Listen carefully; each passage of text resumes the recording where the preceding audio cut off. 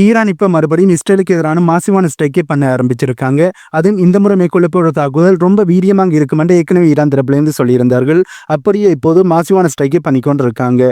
இஸ்ரேலோட air defence சிஸ்டங்கள் இந்த மிசைல்களை சுட்டு வீழ்த்துவதற்காண்டி ட்ரை பண்ணினாலும் இஸ்ரேலோட ஏர் டிஃபென்ஸ் சிஸ்டங்களால முடியல. அது இப்ப டம்மியான மாறிட்டது. ஈரான் வெற்றிகரமான தாக்குதலை மேற்கொண்டு வந்து இருக்காங்க. ஏற்கனவே ஈரான் தரப்பிலிருந்து இஸ்ரேலுக்கு எதிராக மேற்கொண்ட தாக்குதலே இஸ்ரேலுக்கு மிகப்பெரிய இழப்புகளை ஏற்படுத்தி கொண்டிருக்கிற இந்த சூழ்நிலையில இன்றைய தினம் மேற்கொள்ள போற தாக்குதல் இன்னும் வீரியமாக இருக்கும் என்று இஸ்ரேல் தரப்பிலிருந்து சொன்னார்கள். அந்த வகையில் இப்போது பல பாலிஸ்டிக் மிசைல்களையும் ட்ரோன்களையும் கலந்து இப்போது ஈரான் தரப்பிலிருந்து இஸ்ரேலுக்கு எதிரான தாக்குதலை செஞ்சு கொண்டிருக்காங்க. இதனால இஸ்ரேலுக்கு எப்படியான இழப்புகள் ஏற்பட்டிருக்கு என்பதை நாங்கள் பொறுத்திருந்து தான் பார்க்கணும். இதனால இஸ்ரேலுக்கு எந்த உயிர் சேதங்கள் ஏற்பட போது, எந்த அளவு பொருட்சேதங்கள் ஏற்பட போது.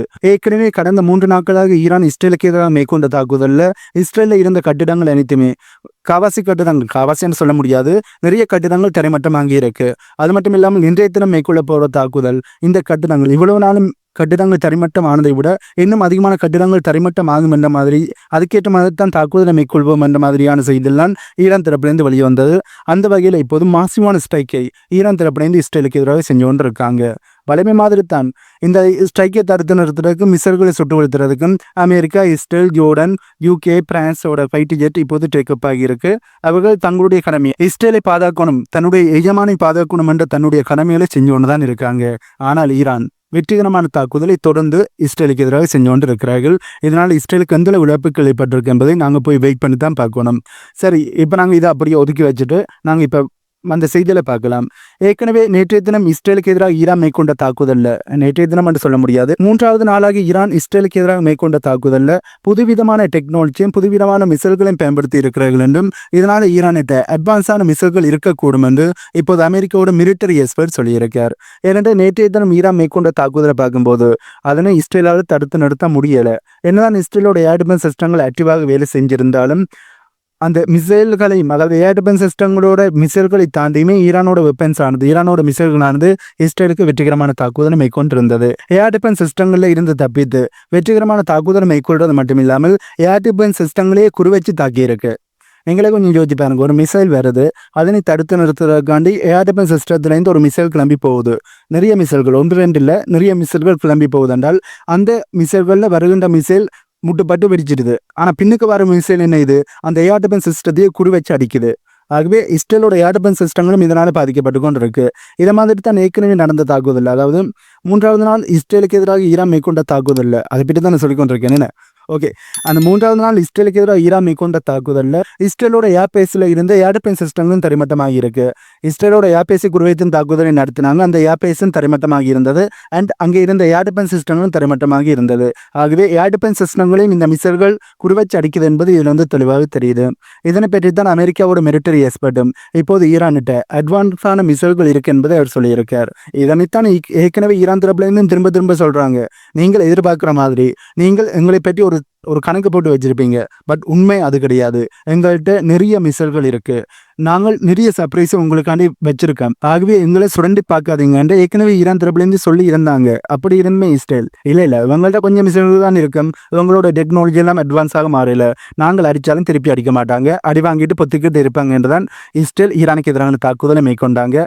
இப்போது ஈரான் இஸ்ரேலை வச்சு செஞ்சோன்னு இருக்காங்க. அடின்னு அடிச்சு சும்மா எலும்ப விடாத மாதிரியே அடிச்சு கொண்டு இருக்காங்க. என்னதான் இஸ்ரேல் தரப்புலேருந்து ஈரானுக்கு எதிரான தாக்குதலை மேற்கொண்டாலும் ஈரான் மேற்கொள்ளுன்ற தாக்குதலை தான் இந்த உலகமே வேடிக்கை பார்க்குது, உலகமே பேசிக்கொண்டு இருக்கு. ஏனென்றால் ஈரானுக்கு எதிரான பொருளாதார தடைகள் போடப்பட்டிருக்கு. அந்த பொருளாதார தடைகளை தாண்டி அவர்கள் இப்படி மிசைல்களை உருவாக்கி இருக்கிறார்கள். இப்போது இஸ்ரேலோட டெக்னாலஜி, அதே நேரத்தில் ஈரானோட டெக்னாலஜி, இந்த ரெண்டையும் ஒப்பிட்டு பார்த்தோம் என்றால் இஸ்ரேல் எங்கேயோ இருப்பார்கள், ஈரான் அவ்வளவு தூரம் போயிருக்க மாட்டார்கள். ஏனென்றால் ஈரானுக்கு எதிரான பொருளாதார தடைகளை போட்டு ஈரானை இப்ப கட்டி வச்சிருக்காங்க. இந்த சூழ்நிலையில இப்படியான அட்வான்ஸான மிசைல்களை ஈரான் கண்டுபிடிச்சிருக்கிறார்கள். அதாவது டெக்னாலஜியில அசுர வளர்ச்சியில் இருக்கின்ற இஸ்ரேலியே தங்களுடைய மிசைல்களை வச்சு அடி என்று அடிச்சு கொண்டிருக்காங்க என்றால் ஈரானோட மிசைல்களோட பவரை நீங்களே புரிஞ்சு கொள்ள முடியும். ஆகவே இதிலிருந்து நாங்கள் ஒரு விஷயத்தை தெளிவாக புரியுது, அட்வான்ஸாக இருக்கிற நாடுகள், மிலிட்டரி அட்வான்ஸாக இருக்கிற நாடுகளாக இருக்கட்டும் அல்லது பணம் அதிகமாக வச்சிருக்கிற நாடுகளாக இருக்கட்டும், அவர்கள் தங்களை தற்பாதுகாத்துக் கொள்வதற்காண்டி ஏர் டிஃபென்ஸ் சிஸ்டங்களை தான் கண்டுபிடிப்பாங்க. அதுவே பணம் இல்லாத நாடுகள், அதாவது வேலையாக இருக்கின்ற நாடுகள், அவர்கள் தாக்குவதற்கான மிசைல்களை, விலை குறைவான மிசைல்களை கண்டுபிடிப்பார்கள்.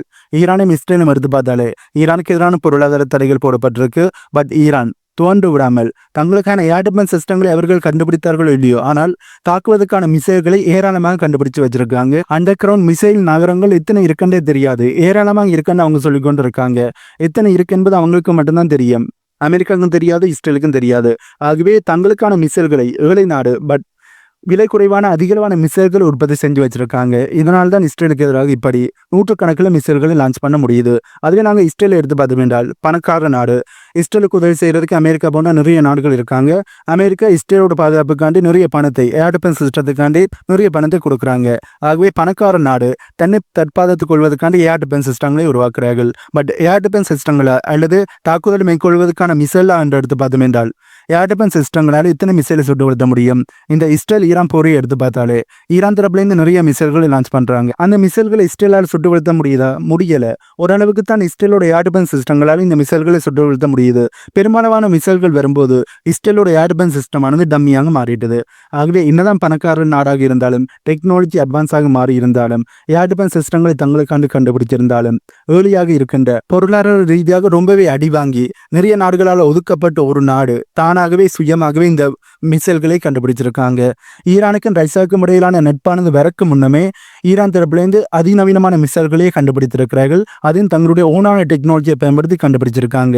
ஆகவே ஈரானா இஸ்ரேலா அட்வான்ஸான டெக்னாலஜி இருக்கிற நாடா அல்லது ஏர்லியாக பொருளாதார தடைகளால் மாட்டுப்பட்ட நாடா, இந்த இரண்டையும் எடுத்து பார்த்தாலுமே யார் புத்திசாலித்தனமாக செய்யப்படுறாங்களோ அவங்களுக்கு தான் வெற்றி கிடைக்கும். ஆகவே ஈரான் தரப்புல இந்த ஏர் டிஃபென்ஸ் சிஸ்டங்களை உருவாக்குற அளவுக்கு அதிகமான பணத்தை அவர்களால் செலவு செய்ய முடியாது. பட் விலை குறைவான மிசைல்களை கண்டுபிடிச்சு இப்போது இஸ்ரேலுக்கே ஆட்டத்தை காண்பித்துக் கொண்டிருக்காங்க. இதுல இருந்து என்ன புரியுது, பொருளாதார தடைகள் போட்டாலும் ஒரு நாட்டாலையும் தங்களுடைய டிஃபென்ஸை ரொம்ப ஸ்ட்ராங்காக மாற்ற முடியும் என்பது இதுல இருந்து தெளிவாக தெரியுது. கடந்த 3 நாட்களாக ஈரான் தரப்பிலிருந்து இஸ்ரேலுக்கு எதிராக மேற்கொண்ட தாக்குதல்ல கிட்டத்தட்ட 24 இஸ்ரேலியர்கள் கொல்லப்பட்டிருக்காங்க. 600க்கும் மேற்பட்டவர்கள் காயமடைந்திருக்கிறார்கள் என்று இஸ்ரேல் தரப்பிலிருந்து சொல்லியிருக்காங்க. அது மட்டும் இல்லாமல் கடந்த 3 நாட்கள்ல 370 மிசைல்களை ஈரான் தரப்பிலிருந்து இஸ்ரேலுக்கு எதிராக லான்ச் பண்ணியிருக்காங்க என்றும் அது 30 லொக்கேஷன்ல விழுந்திருக்கேன்னும் இஸ்ரேல் தரப்புலேருந்து சொல்லியிருக்காங்க. வெறும் 370 மிசைலா? ஒருவேளை அமெரிக்கா, யூகே, பிரான்ஸ், ஜோர்டன் அவர்களோட ஃபைட்டர் ஜெட் இந்த மிசைல்களை சுட்டு வீழ்த்தியபடியால் குறைவான மிசைல்கள் தான் இஸ்ரேலுக்கு என்ட்ரி ஆகியிருக்கு போல இருக்கு. பட் ஈரான் தரப்புலேருந்து நிறைய மிசைல்களை லான்ச் பண்றோம்னு சொன்னார்கள். சரி, ஓகே, இவர்கள் சொன்ன கணக்கு எடுத்து பார்த்தாலும் வெறும் 370 மிசைலுக்கு இப்போது இஸ்ரேல் ஆட்டங்காண ஆரம்பிச்சிருக்கு. இன்னும் அதிகமான மிசைல்களை 2000, 3000, 4000 என்ற மிசைல்களை ஈரான் தரப்புலேருந்து லான்ச் பண்ணும்போது இடையில இருக்கிற அமெரிக்காவோட ஃபைட்டர் ஜெட்டோ அல்லது அமெரிக்காவோட நட்பு நாடுகளோட ஃபைட்டர் ஜெட்டோ முழுத்தையுமே சுட்டு வீழ்த்த முடியாது. ஒரு 5000 மிசைல்களை ஈரான் லான்ச் பண்ணினால் ஒரு 1000 மிசைல்களை இவர்கள் சுட்டு வீழ்த்தினாலும் மீது 4000 மிசைல்கள் இஸ்ரேலுக்கு வந்து விழும். அப்படி விழுந்தால் இஸ்ரேல் என்ற ஒரு நாடு இருந்ததுக்கான அடையாளம் தெரியாமல் மேப்பில் இருந்து அழிக்கப்படும் என்றே சொல்ல முடியும். ஈரானுக்கும் இஸ்ரேலுக்கும் இடையிலான நேரடியான போர், இந்த இப்போ நடக்கிற போர் மிக பெருசாக மாறல. பட் இந்த போர் இன்னுமே மிக பெருசாக மாறி நேரடியான புல் ஸ்கேல் வாரா மாறிச்சது என்றால் கண்டிப்பாக இஸ்ரேலோட நிலைமை கவலைக்கிடமா மாறும். என்னதான் இஸ்ரேல்கிட்ட அணு ஆயுதம் இருக்கு, அவர்கள் ஈரானுக்கு எதிரான அணு ஆயுத தாக்குதலை நடத்துவார்கள் என்றாலும் சரி, தாக்குதலை நடத்துங்கள், பட் நான் அழிஞ்சாலும் பரவாயில்லை, உன்னை அழிப்பேன் என்று சொல்லி ஈரான் பயங்கரமான மிசைல் தாக்குதலை இஸ்ரேலுக்கு எதிராக செய்வாங்க. இதுல இருந்து இஸ்ரேலால தப்பிக்க முடியாது. ஆகவே இதுல இருந்து என்ன தெரியுது, இஸ்ரேல் என்னதான் மிரட்டலை கொடுத்தாலும் சரி, வாய் வழியாக ஊரை ஏமாற்றி கொண்டிருந்தாலும் சரி, உலகத்துக்கு நாங்க தான் கெத்தன்னு சொன்னாலும் சரி, ஈரான்கிட்ட அவர்களோட கெத்தானது வேகையில் என்பதுதான் இப்ப வரைந்த செய்தியா இருக்கு. இஸ்ரேல் தரப்புலேருந்து தொடர்ந்து வாய்ச்சவடால தான் விடுவாங்கன்னு நான் சொன்னேன். அதே மாதிரி தான் இஸ்ரேலோட டிஃபென்ஸ் மினிஸ்டர் ஈரானோட தாக்குதலால் எங்களுடைய மக்கள் கொல்லப்பட்டிருக்காங்க, இதற்கான பிரைஸை ஈரான்ல இருக்கிற மக்கள் தான் கொடுக்க வேண்டியிருக்கும் என்று சொல்லியிருக்கார். ஆகவே நேரடியாகவே ஈரானும் மிரட்டுறாங்களாம், ஈரான்ல இருக்கிற மக்களும் மிரட்டுறாங்களாம், எங்களுடைய குறி அடுத்தது நீங்க தான் என்று. இதற்கான ஈரான் இஸ்ரேலுக்கு எதிராக மேற்கொண்ட தாக்குதலுக்கான பதிலடியை உங்களுக்கு தான் நாங்கள் தரப்போறோம். ஆகவே நீங்கள் ஈரான்ல ஆட்சி மாற்றத்தை கொண்டு வாங்க, ஒரு ஆட்சி கோப்பை மேற்கொள்ளுங்க என்பதுதான் இஸ்ரேல் தரப்புலேருந்து ஈரான்ல இருக்கிற மக்களுக்கு கொடுக்கப்படுற செய்தியா இருக்கு. ஆகவே இஸ்ரேலோட டிஃபென்ஸ் மினிஸ்டர் இப்ப மறுபடியும் வாய்ச்சவடாலை விட ஆரம்பிச்சிருக்கார். இதற்கு ஈரான் சும்மா இருப்பாங்களா? ஈரான் தரப்புலேருந்து என்ன சொல்லியிருக்காங்க, இஸ்ரேல்ல இருக்கிற மக்கள் உங்களோட உயிர்கள் உங்களுக்கு தேவையாண்டால் இஸ்ரேலை விட்டு வெளியேறி விடுங்கள் என்று சொல்லியிருக்கிறார்கள். ஏனென்றா இஸ்ரேல் தரப்புலேருந்து ஈரானுக்கு எதிரான தாக்குதலை மேற்கொள்ளும் போது அதுக்கு ஈரான் கொடுக்கின்ற பதிலடி ரொம்ப மோசமா இருக்கு.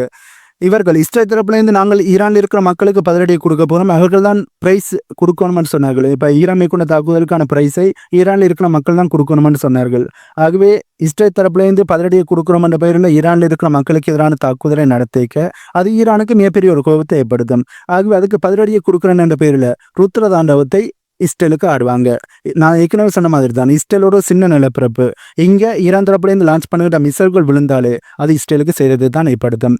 ஆகவே 500, 1000, 5000 மிசைல்களை ஈரான் தரப்புலேருந்து இஸ்ரேலுக்கு எதிராக லான்ச் பண்ணினால் இஸ்ரேலோட நிலைமை என்னாகும்?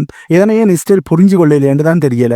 ஏதோ அவர்களுக்கு அமெரிக்கா, இந்த உலகத்திலே சூப்பர் பவராக இருக்கின்ற அமெரிக்கா இஸ்ரேலுக்கு நட்பாக இருக்கிறார்கள், இஸ்ரேல் சொல்வது கேட்பார்கள் என்றபடியால் இன்னுமே கீழே விழுந்தாலும் மிசைலை மண்முட்டாத மாதிரி செய்யப்பட்டு கொண்டிருக்காங்க போல இருக்கு. பட் ஈரான் இப்படி 5000 மிசைல்களை லான்ச் பண்ணினால் இஸ்ரேலோட கதை முடிந்திரும் என்றே சொல்ல முடியும். இப்படி இருக்கிறதான் வாய் சவடாலாக ஈரானை மிரட்டி இருக்கிறார்கள். பதிலுக்கு ஈரானும் இஸ்ரேலுக்கு மிரட்டலை கொடுத்துருக்காங்க. இப்படி மிரட்டலை கொடுத்ததுக்கான விளைவு இன்றைக்கு நடந்தோடு இருக்கு. அதாவது இந்த வீடியோவை பார்த்து கொண்டிருக்கிற நேரத்தில் ஈரான் தரப்புல இந்த இஸ்ரேலுக்கு எதிரான மாசுவான தாக்குதலை மேற்கொள்கிறார்கள்.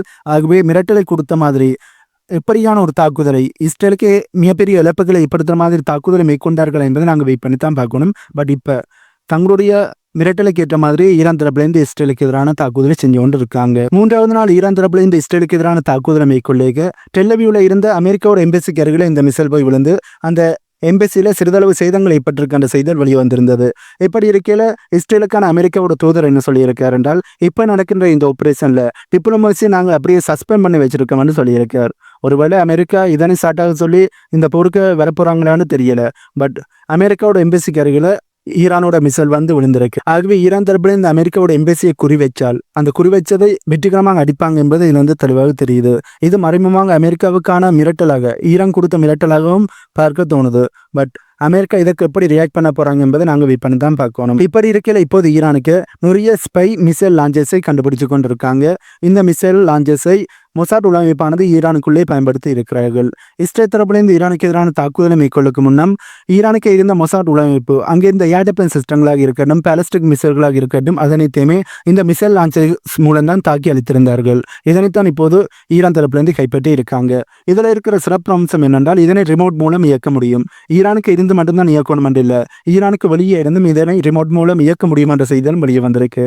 ஆகவே இஸ்ரேலோட மொசாட் உளவமைப்பு ஈரானுக்கு பூந்து விளையாடி இருக்காங்க என்பது தெளிவாக தெரியுது. பட் என்னதான் இவர்கள் பூந்து விளையாடினாலும் இவர்களை இப்போது ஈரான் தரப்பிலிருந்து தேடி வேட்டியாட ஆரம்பிச்சிருக்காங்க. இன்றைய தினம் இஸ்ரேல் தரப்பிலிருந்து ஈரானுக்கு எதிரான மாசமான தாக்குதலை மேற்கொள்ள ட்ரை பண்ணியிருக்காங்க. ஒரு சில தாக்குதல்கள் வெற்றி அடைந்திருக்கின்ற செய்தியும் வெளியே வந்திருக்கு.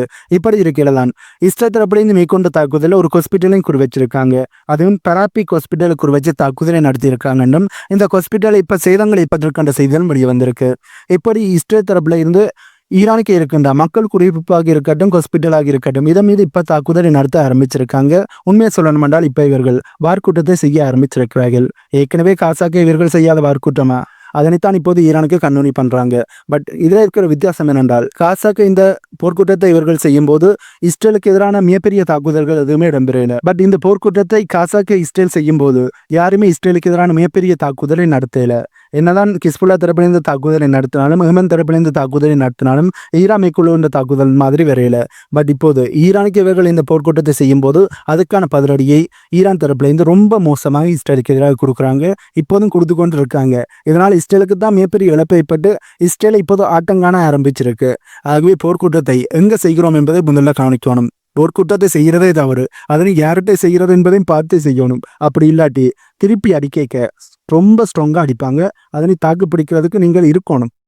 பட் இப்போ ஈரான் தரப்புலேருந்து ரொம்ப ஸ்ட்ராங்காக அடிக்க ஆரம்பிச்சிருக்காங்கன்றே சொல்ல முடியும். யூகேவோட டீஃபியூலிங் டேங்கர் விமானமானது சிரியா, ஜோர்டன், ஈராக்கினுடைய போர்டர் பகுதிக்கு போய் இஸ்ரேலோட போர் விமானங்களுக்கு தேவையான பியூலை கொடுத்துருக்கு என்ற செய்திகள் வெளிவந்திருக்கு. ஆகவே யூகேயும் இஸ்ரேலுக்கு தேவையான உதவிகளை செய்கிறாங்க, அமெரிக்கா உதவிகளை செய்கிறாங்க, அதே மாதிரியே ஜெர்மனியும் உதவியில செஞ்சு கொண்டு இருக்காங்க. இதனைத்தையுமே ஈரான் பார்த்து கொண்டு தான் இருக்காங்க. சரியான ஒரு தருணம் வரைக்க இதற்கான பதிலடியை கண்டிப்பாக ஈரான் தரப்புலேருந்து கொடுத்தே தருவாங்க. அது எப்போது என்பதை நாங்கள் வெயிட் பண்ணி தான் பார்க்கணும். ஆகவே இந்த வீடியோவில் நாங்கள் பார்க்க வந்த செய்திகள் இவ்வளவுதான். இந்த வீடியோ பற்றி உங்களுடைய கருத்துக்களை கீழே கமெண்ட் பண்ணுங்க. அண்ட் நம்ம சேனலை சப்ஸ்கிரைப் பண்ணி பக்கத்து வைக்க பெல் ஐகானை கிளிக் பண்ணி வைங்க. அப்போ தான் நான் போடக்கூடிய வீடியோஸை நீங்கள் உடனுக்குன்னு பார்க்க முடியும். இன்னொரு வீடியோவில் உங்களை நான் மீட் பண்ணுறேன்.